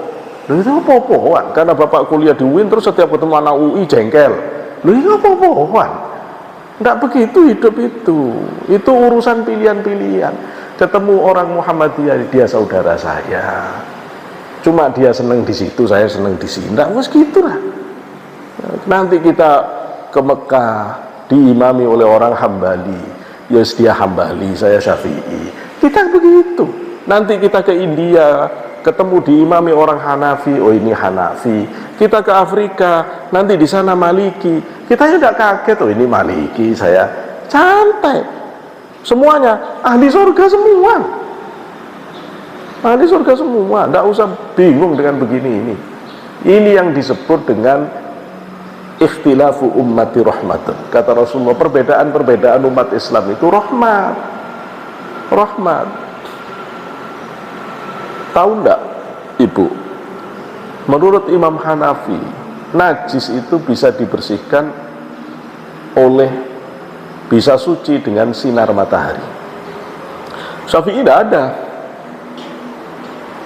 Syafi'i tidak ada. Kalau Imam Syafi'i, najis itu harus dihilangkan itu, zatnya, baunya, warnanya, kira-kira rasanya. Tidak usah dirasain, kira-kira rasanya. Itu harus hilang. Kalau seandainya ada anak kencing di tempat itu, tidak ada bau, tidak ada warna, tidak ada rasa, tetap najis. Kalau Syafi'i tetap masih harus dibersihkan, ya, disucikan. Tapi kalau Hanafi enggak, najis kena sinar matahari ya suci dengan sendirinya. Loh ini bagi orang-orang yang kesulitan air, wilayah yang airnya sedikit, mazhab Hanafi itu membantu banget. Cuma kalau kita di Indonesia airnya saat berkabrek, ya ngapain pakai mawar? Yang enak Syafi'i lebih bersih gitu loh ya. Bersih. Tapi jangan nyalahkan. Jangan nyalahkan. Ulama ini semua ada dalilnya. Kalau pakai Imam Hanafi, jenengan setiap tahun wajib kurban. Kalau punya uang setiap tahun tidak bepergian, wajib kurban itu hukumnya. Kalau Imam Hanafi, ya, jangan enak-enak pas sesuci tok. Ya, giliran kurban pakai Imam Syafi'i, karena kalau Imam Syafi'i enggak, jadi udah panjang urusannya. Jadi kalau seru Pak, pendapat para imam itu seru. Makanya kalau kita sudah ngaji bener itu seneng jadi orang Islam itu. Islam itu benar-benar unity in diversity. Bhinneka Tunggal Ika itu ya Islam, itu loh ya. Kita tetap satu meskipun beragam. Itu Islam, itu loh ya. Enak jadi orang Islam. Saya kalau sekarang ditanya, tidak ada sedikit pun ganjalan hati saya terhadap orang-orang yang beda madhab, beda organisasi. Tidak Pak, semua keluarga saya cintai. Semua orang-orang Islam ya. Begitu. Termasuk bab ini. Saya ditanya begini, ini tidak cuma di sini, di mana aja itu suasana selamat Natal ya. Bagaimana kalau di Yai Asrori itu mengharamkan ya, Romo Yai Asrori, saya muridnya Yai Asrori ya. Romo Yai Asrori termasuk yang mengharamkan selamat Natal, tapi saya juga muridnya Gus Dur. Gus Dur menghalalkan. Nah, tergantung sampean seneng yang mana. Bagaimana mendidik anak-anak tadi Pak ya, kita tetap harus ngerti anak-anak kita ini harus didekatkan dengan Quran hadis di awalnya. Anak-anak kita kalau kita tidak bisa mendidik sendiri, maka ajari dia agama melalui orang yang benar-benar ngerti agama. Dekatkan dia kepada orang-orang yang benar-benar lurus di jalan Allah ya, maka ngajikan ke situ ya. Kalau kita banyak uangnya, yes, pondokkan atau privatkan. Kalau deket-deket di sini, ya harus ngajikan di sini Pak. Di sini kan ada TPG-nya, ada yes, bawa ke sini anak-anak itu yang sudah jelas-jelas benar, ya, sudah akidahnya benar, sudah syariatnya benar. Udah di sini, ustadz-ustadznya saya berani garansi di sini aman. Udah, bawa ke sini ngaji di sini. Terus maka itu sudah betul. Nanti kan kemudian dia punya komunitas masyarakat di sini, remajanya remaja di sini akan terus kebimbing ya, dan seterusnya. Nah, kewajiban didik anak agama itu sebenarnya di fardu ain. Pertama tentang Islam, anak itu harus tahu persis tentang bagaimana sholat, bagaimana puasa, bagaimana zakat, nanti bagaimana haji. Yang kedua, anak harus ngerti rukun iman, iman kepada Allah, iman kepada malaikat, iman kepada kitab, iman kepada rasul, iman kepada hari akhir, iman kepada takdir. Itu anak harus yakin. Dan yang ketiga, dia harus belajar tata krama, adab, akhlak ya, ngerti tata krama, ngerti adab, berusaha menghilangkan sifat buruk dan mengganti sifat baik. Itu fardu ain, wajib dipelajari siapapun. Setelah itu monggo sudah, kalau mau jadi sarjana ekonomi, mau jadi apa saja monggo silahkan. Kemudian kurikulum Islam yang Pancasila ya Islam ya, Pancasila memang Islam ya. Pancasila itu semuanya nilai-nilainya Islam ya. Membuat rumusan kayak Pancasila itu tidak gampang ya. Orang kalau mau jujur bisa merumuskan 5 hal yang sangat penting dan itu menjadi core dari apa yang ada di dalam ajaran Islam juga, itu tidak gampang ya, tidak gampang ya. Memang ada orang yang anti Pancasila, saya berani bertaruh kok, orang yang anti Pancasila itu Islamnya masih belum serius ya. Tidak dalam-dalam amat kok. Kalau diajak debat pasti rontok ya, pasti rontok. Dia tidak paham kok gitu ya, tidak paham. Nah, terus ketuhanan yang Maha Esa itu kan kalau mau nyari dalil kan kul huwallahu ahad. Mau sampean bantah tak kul huwallahu ahad itu? Kemanusiaan yang adil dan beradab. Di Islam itu ya kemanusiaan Pak ya, tidak boleh membunuh, tidak boleh, kan karena kemanusiaan ya. Adil, i'dilu huwa aqrabu littaqwa, kan itu Qur'annya, adil lah kamu. Loh, itu beradab. Adabani Rabbi fa ahsanat ta'dibi, Allah yang mendidik aku keadaban ya, semuanya ada dalilnya itu loh ya.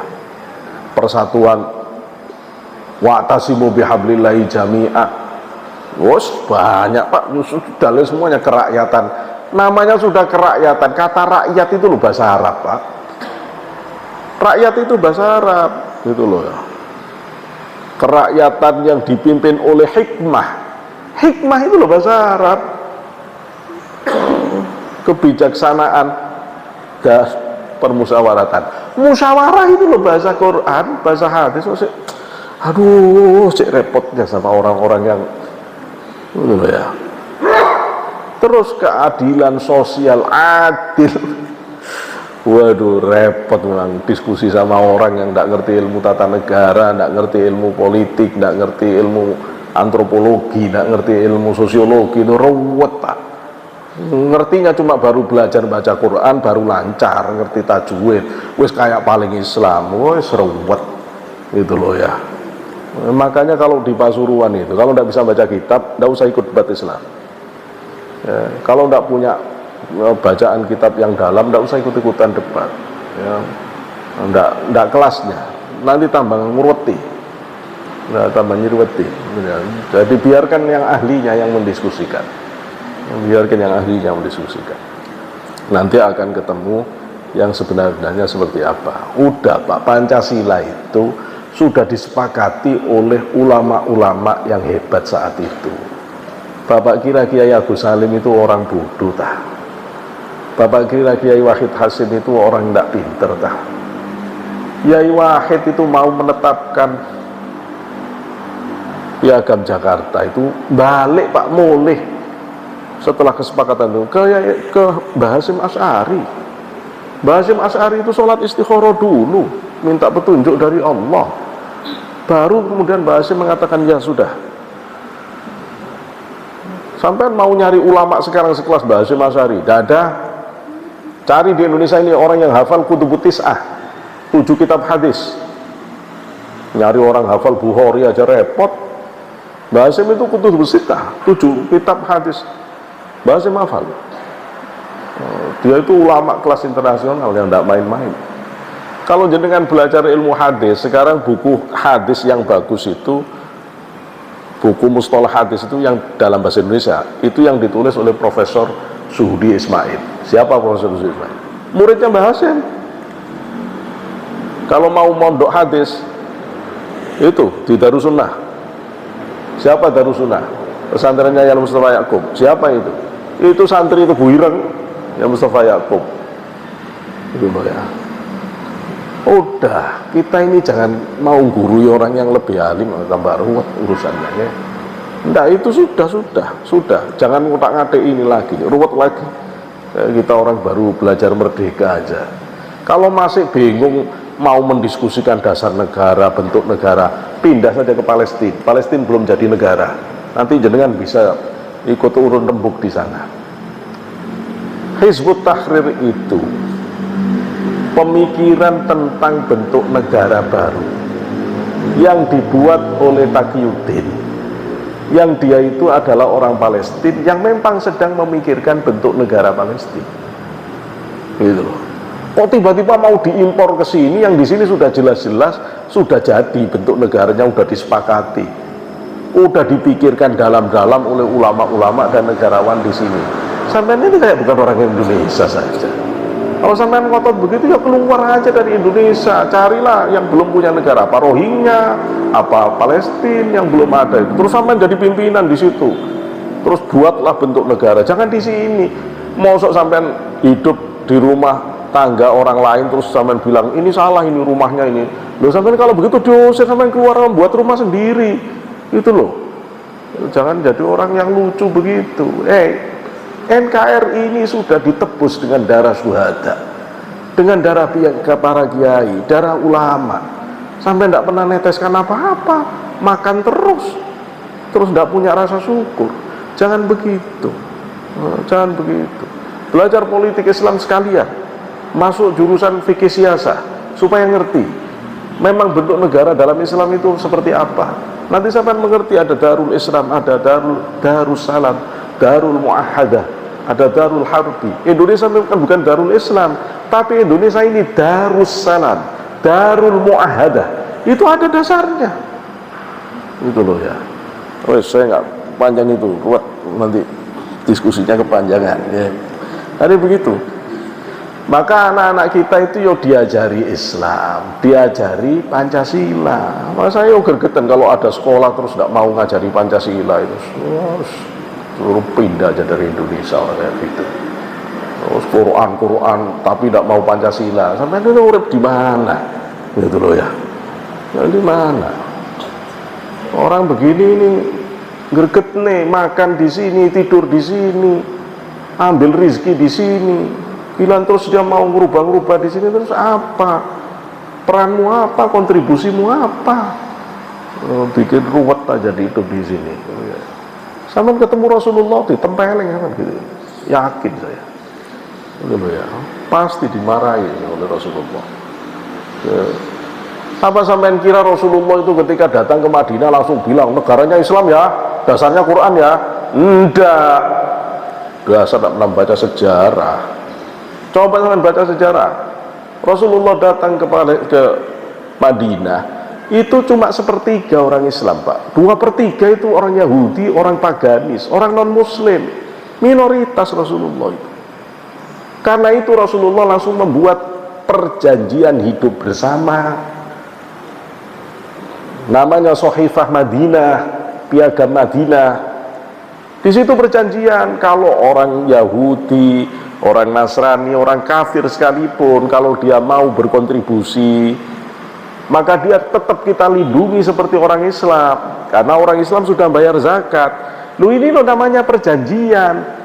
Makanya kita membuat perjanjian. Negara Indonesia itu negara perjanjian. Makanya menjadi negara kesatuan Republik Indonesia. Itu namanya Darul Mu'ahadah. Rasul juga begitu.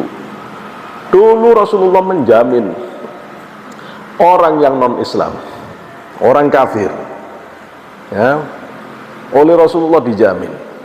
Kalau orang kafir itu dijamin hidupnya oleh Rasulullah, cirinya dia tidak bawa pedang panjang, dia cuma bawa pedang yang kecil, golok misalnya. Satu hari ada kejadian umat Islam waktu itu dibantai beberapa orang, dan kemudian bertemulah berpapasan dengan orang ini. Mereka menyangka jangan-jangan ini termasuk orang yang bantai itu. Sebelum dibantai duluan dia. Berita ini membuat ketua sukunya marah ke Rasulullah. Rasulullah harus nebus itu, Pak, gara-gara kasus ini. Kenapa? Karena orang yang dalam perjanjian tidak boleh disakiti. Loh, kalau dulu bentuknya itu pedang kecil, kalau sekarang ya visa. Siapapun yang sudah ke Indonesia mendapat visa, itu berarti dalam lindungan kita. Gitu loh ya. Mau Islam mau tidak Islam, kalau sudah masuk ke sini harus kita lindungi. Itu belajar hukum fikihnya begitu, fikih siasahnya begitu. Gitu ya.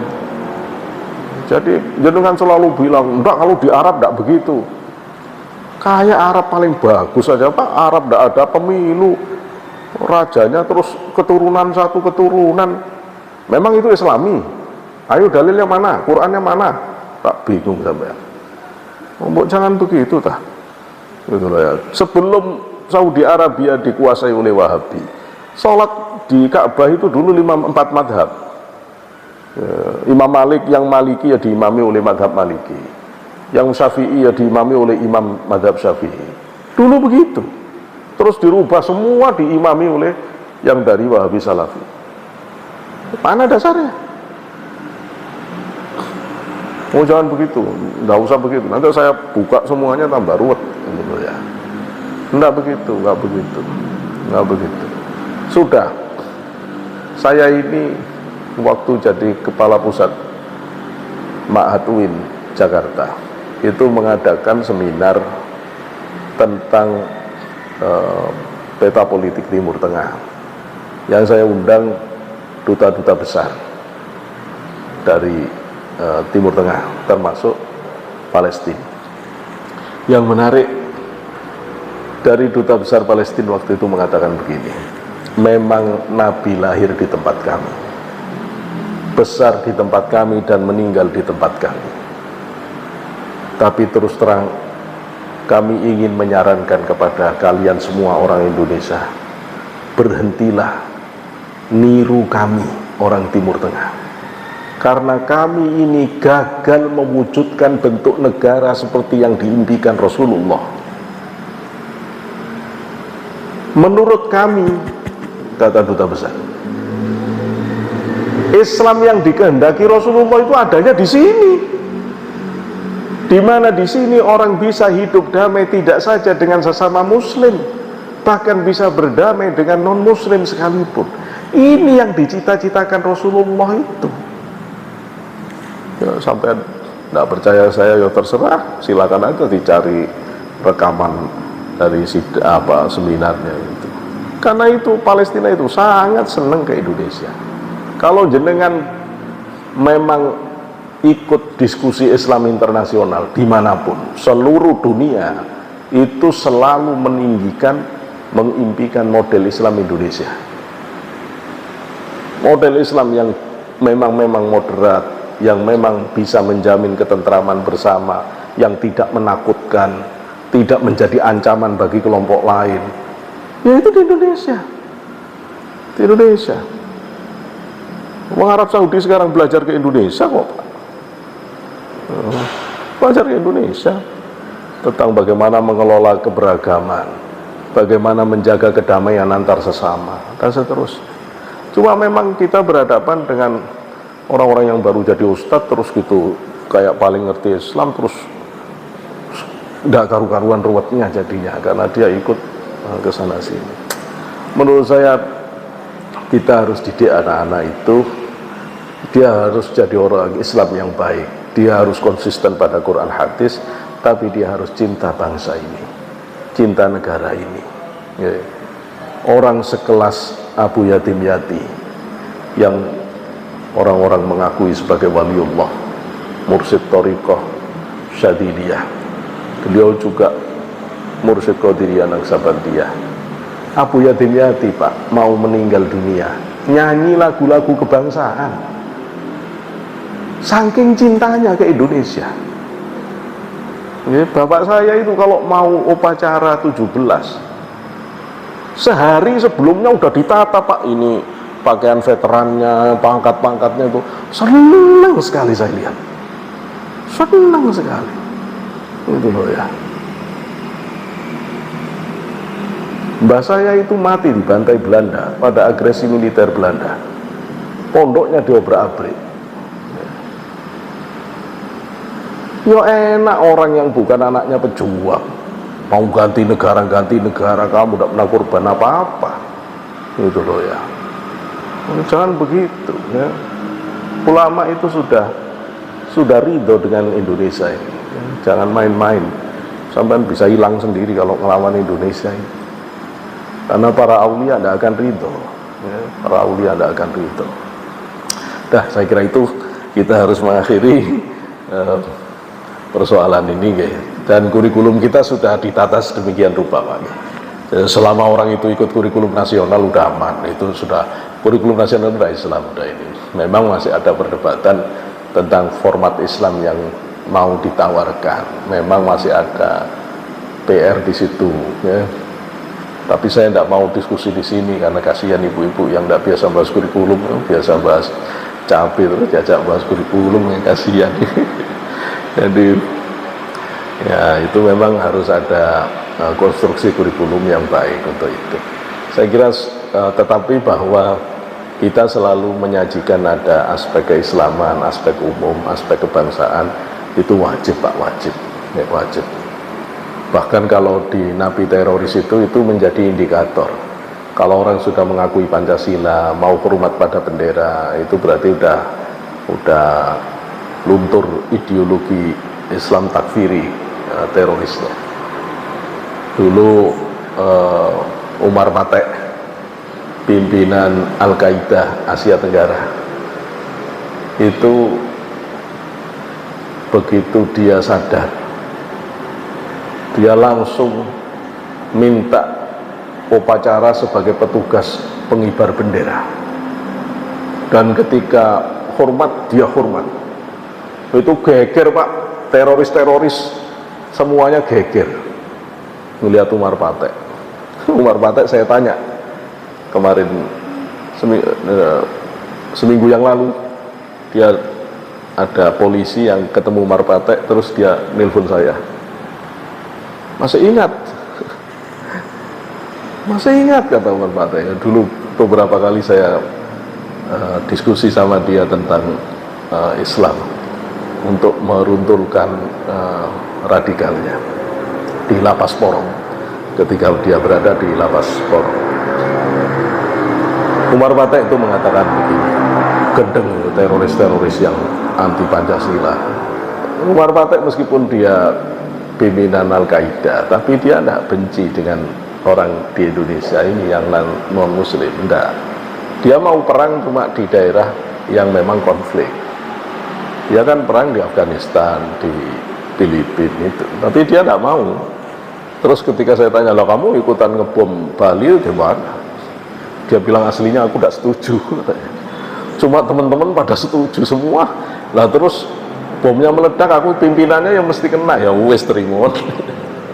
Dia tidak setuju untuk merusak di wilayah yang damai, dia tidak mau. Dia kalau perang ya di tempat perang, tidak mau. Makanya kemudian pemerintah menjadi melonggar khusus kepada Umar Patek itu karena memang orangnya serius, komitmen keislamannya serius. Dia tidak model kayak teroris yang kemudian mengatakan agama apa Indonesia ini tauhid lah, tidak begitu. Tapi ideologi begini tetap kita waspadai, Pak. Anak-anak kita tetap harus kita hati-hati. Jangan masuk sekolah yang tidak ada Pancasilanya. Jangan masukin sekolah kepada orang yang tidak ada upacaranya, tidak ada lagu kebangsaannya. Jangan. Saya tahu kadang-kadang pemerintah itu ya terlambat, udah tahu sekolah tidak ada Pancasilanya, tidak hormat bendera, tidak ada lagu nasional, masih diizinin, boleh ditutup. Meskipun brandnya Quran, meskipun namanya sahabat, ya tetap bahaya itu. Itu loh ya. 99% teroris dari kelompok itu. Itu loh ya. Kalau mau buka-bukaan data, silakan Bapak cek. Apa dikira teroris itu sudah berhenti? Tidak, saya capek didik. Saya masih pulang balik, masih ketemu teroris-teroris di Sentul, sudah sadar, keluar, nah masuk lagi 12. Tidak berhenti-berhenti, capek ngajarin orang yang berbeda-beda. Gitu loh ya. Ideologi ini tetap berkembang karena ustadznya nggak ketangkep. Karena di Indonesia kan nggak boleh nangkep ustadz. Kalau sudah mau ngebom baru nah repot, ustadznya nggak ikut ngebom, tapi dia nyuci otak terus. Gitu loh. Yang jahat kan ustadznya, tapi dia aman, nyuruh orang ngebom, dia enggak. Dia kawin lagi, istrinya banyak, enak dia. Gitu loh. Orang lain yang suruh perang-perang. Gitu. Saya kadang-kadang gregetan, kasihan orang-orang. Itu kalau sudah sadar nangis-nangis, Pak. Kalau sudah kita sadarkan nangis-nangis. Gitu loh ya. Saya sejak masuk kelompok ini, saya tidak punya saudara, kayaknya orang semuanya kafir. Setelah ini baru saya sadar. Nah ini. Ya pun, saya kira itu ya mudah. Kita harus jaga anak-anak kita supaya tetap di dalam akidah Ahlussunnah wal Jamaah. Terus kalau ikut kelompok agama, pilih NU atau Muhammadiyah, jangan di luar itulah, tidak ruwet gitu ya. Terus gampangnya itu, supaya anak-anak itu selamat, bisa kita kawal dengan baik ya. Dia menjadi orang Indonesia yang baik. Al-Hadini wa kullin yatul sahih wa hadratin nabi sallallahu Al-Fatihah. Bismillahirrahmanirrahim. Maliki yaumiddin. Nasta'in siratal mustaqim. Alhamdulillah fi ni'amihi wa fi mazidai rabbana lakal hamdu kama yanbaghi li jalalika al-karim wa 'azimi sultanika. Allahumma shalli ala sayyidina Muhammad wa ala sayyidina Muhammad. Alhamdulillahi rabbil alamin. Allahumma anfa'na bima 'allamtana wa 'allimna lam yanfa'una wa ja'alna minal mukhlisin wa zidna 'ilman nafi'an wa 'amalan mutaqabbala wa rizqan halalan tayyiban mubarakah wa sahhan jasadana sallimna min kulli balin wa sallallahu wal amrad wal asqam. Rabbana atina fid dunya hasanah wa fil akhirati hasanatan wa qina 'adzaban nar. Subhana rabbika rabbil 'izzati amma yasifun wa salamun 'alal mursalin walhamdulillahi rabbil alamin. Wa akhiran billahi taufiq wal hidayah. Ridana ya. Assalamualaikum warahmatullahi wabarakatuh.